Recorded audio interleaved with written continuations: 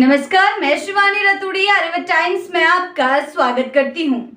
बिहार की सियासी जमीन पर एक अहम प्रक्रिया अपने पहले पड़ाव को पार कर चुकी है। राज्य भर में 24 जून से शुरू हुई मतदाता सूची के विशेष गहन पुनरीक्षण यानी कि स्पेशल इंटेंसिव रिवीजन का पहला चरण आखिरकार 26 जुलाई को समाप्त हो गया है। इस प्रक्रिया को लेकर चुनाव आयोग ने एक बड़ी अपडेट देते हुए न सिर्फ आंकड़ों का खुलासा किया है बल्कि आगामी चरणों की कार्य योजना का भी खाका पेश किया है।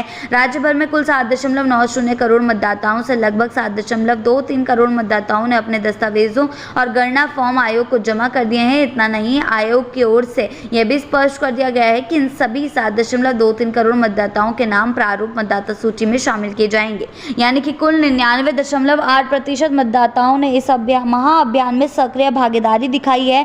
वहीं एक चौंकाने वाला आंकड़ा यह है कि BLO और BLA की रिपोर्ट के अनुसार करीब 65.2 लाख मतदाताओं के नाम मतदाता सूची से हटाए जाने की तैयारी है, यानी हर 12 में से एक मतदाता के नाम को सूची से हटाने की प्रक्रिया की जा रही है। फैसला उम्र, डुप्लीकेट एंट्री, स्थानांतरण, मृत्यु या अन्य तकनीकी कारणों के आधार पर लिया जा रहा है। चुनाव आयोग ने अब SIR के पहले चरण के पूर्ण होने के साथ ही DCI नेट पोर्टल को बंद कर दिया है, जिससे BLO और आम नागरिक अब गणना फॉर्म अपलोड नहीं कर सकेंगे। ये पोर्टल 24 जून से 26 जुलाई तक खुला था और पूरे बिहार में चुनावी मशीनरी 12 मान्यता प्राप्त राष्ट्रीय व राज्य स्तरीय राजनीतिक दलों, नगर निकायों और प्रशासनिक कर्मचारियों की मदद से ये मेगा ड्राइव संपन्न हुआ है। अब अगला चरण शुरू हो चुका है। आयोग का बताया गया है कि 1 अगस्त को प्रारूप मतदाता सूची प्रकाशन किया जाएगा। इसके पहले कंट्रोल टेबल पर स्थित आंकड़ों का बूथ वार अपडेशन कार्य किया जा रहा है, जिससे डिजिटल और ग्राउंड डेटा में एक रूपता सुनिश्चित की जा सके। इसके बाद 1 अगस्त से 30 अगस्त के बीच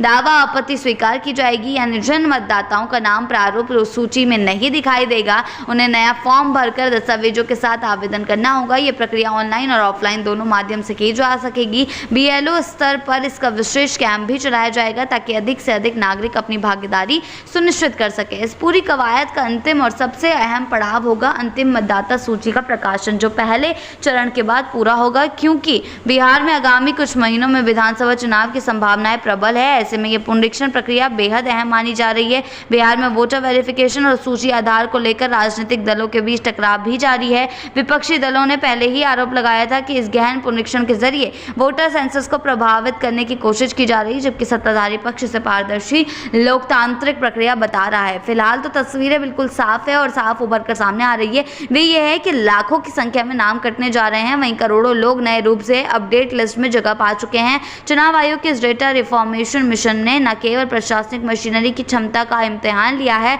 बल्कि नागरिक जागरूकता को भी एक नया पैमाना दिया है। अब देखने वाली बात यह होगी कि अगस्त के दावों और आपत्तियों की प्रक्रिया में कितने नए नाम जुड़े जाते हैं, कितनों को राहत मिलती है और कितने लोगों को नाम स्थायी तौर पर मतदाता सूची से बाहर कर दिया जाता है। एक बात तो तय है, बिहार की मतदाता सूची में इस बार जो कुछ भी होगा वह आने वाले चुनाव की बुनियाद जरूर तय करेगा। आगे ऐसी ही अपडेट्स के लिए जुड़े रहें आर्यव्रत टाइम्स के साथ ही चैनल को सब्सक्राइब करना ना भूलें और हमारी फेसबुक और वेबसाइट के साथ भी जरूर जुड़ें।